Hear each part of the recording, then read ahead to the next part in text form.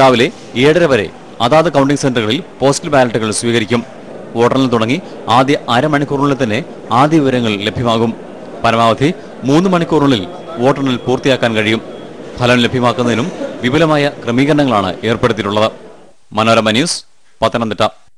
ഇടുക്കി ജില്ലയിൽ വോട്ടെടുക്കുന്നതിന് വേണ്ടിയുള്ള ഒരുക്കങ്ങളെല്ലാം പൂർത്തിയായി. തെരഞ്ഞെടുപ്പ് ഫലം ജനങ്ങളിലേക്ക് എത്തിക്കുന്നതിന് വേണ്ട സജ്ജീകരണങ്ങൾ ഒരുക്കിയതായി ജില്ലാ ഭരണകൂടം അറിയിച്ചു. ഫലപ്രഖ്യാപനത്തിന് ശേഷം അക്രമം നടന്നാൽ തടയുന്നതിന് പോലീസും ജാഗ്രതയിലാണ്.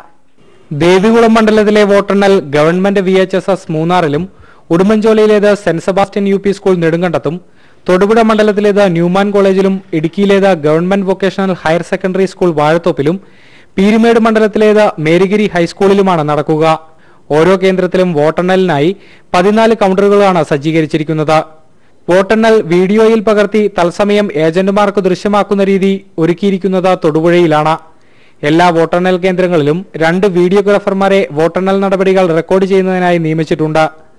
പോസ്റ്റൽ ബാലറ്റുകളാണ് ആദ്യം എണ്ണുക. അതിന്റെ ഫലം പ്രഖ്യാപിച്ചതിനു ശേഷം ഇലക്ട്രോണിക് വോട്ടിംഗ് മെഷീനുകളുടെ ഫലം പുറത്തുവിടും. വോട്ടെണ്ണൽ കേന്ദ്രങ്ങളിലെ ജനത്തിരക്ക് നിയന്ത്രിക്കുന്നതിന് എക്സിക്യൂട്ടീവ് മജിസ്ട്രേറ്റുമാരെ നിയമിച്ചിട്ടുണ്ട്.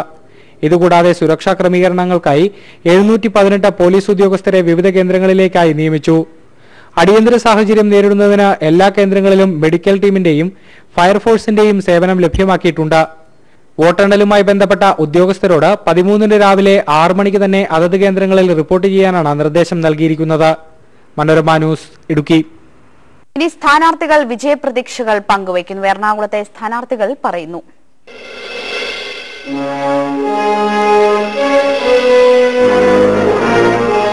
ഭൂരിപക്ഷത്തെ കുറിച്ച് വ്യത്യസ്തമായ അഭിപ്രായമുണ്ടെങ്കിലും വിജയിക്കാനുള്ള സാധ്യത വളരെ കൂടുതലുണ്ട്.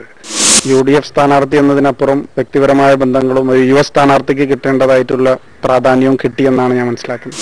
ഞങ്ങള് പാർട്ടി സംഘടന കണക്കുകൂട്ടിയിട്ടുള്ളത് ഞങ്ങൾ ഒരു 3000 വോട്ടിന് ജയിക്കുമെന്നാണ്. പൊതുവിൽ എല്ലാ മാധ്യമങ്ങളിലും വന്ന ചർച്ചകളിലും എറണാകുളം ജില്ലയിൽ LDFന് ഉറപ്പാക്കാവുന്ന ഒരു മണ്ഡലമായിട്ട് പെരുമ്പാവൂർ വിലയിരുത്തപ്പെട്ടിട്ടുണ്ട്. തെരഞ്ഞെടുപ്പിന്റെ ഫലം സംബന്ധിച്ച് തികഞ്ഞ ശുഭാപ്തി വിശ്വാസമുള്ള ഒരു പ്രവർത്തകനാണ് ഞാൻ. 5000-ൽ മുകളിൽ 10000-നടുത്ത് വോട്ടുകളുടെ ഭൂരിപക്ഷത്തിൽ ഇവിടെ വിജയിച്ചു വരും എന്നാണ് ഉറച്ച എന്റെ വിശ്വാസം. തൃശൂരിലെ പ്രമുഖ സ്ഥാനാർത്ഥികളും പ്രതീക്ഷയിലാണ്.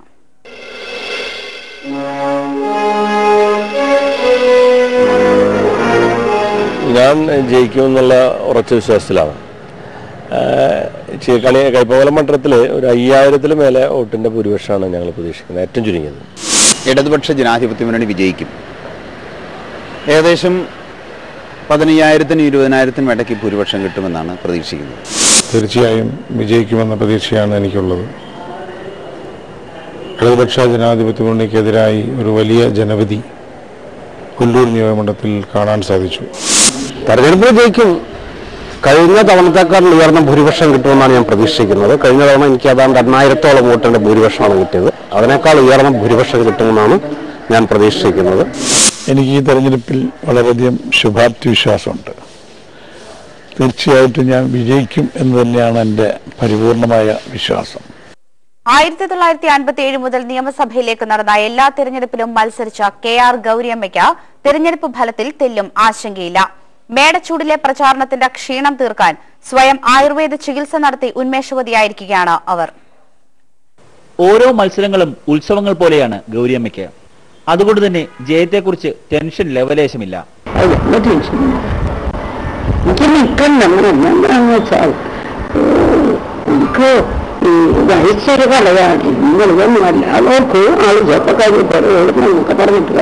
പഴയ കാലത്തെ പോലെ ചുറുചുറുക്കോടെ പ്രചാരണത്തിനിറങ്ങാൻ സാധിക്കുന്നില്ല എന്ന സങ്കടം ഗൗരിയമ്മ മറച്ചുവെക്കുന്നില്ല. മേടച്ചൂടിനിടെയുള്ള പ്രചാരണത്തിൽ ചെറിയ ശാരീരിക അസ്വസ്ഥതകളുണ്ടായി. അതിനുള്ള ആയുർവേദ ചികിത്സ ഗൗരിയമ്മ തന്നെ നടത്തി.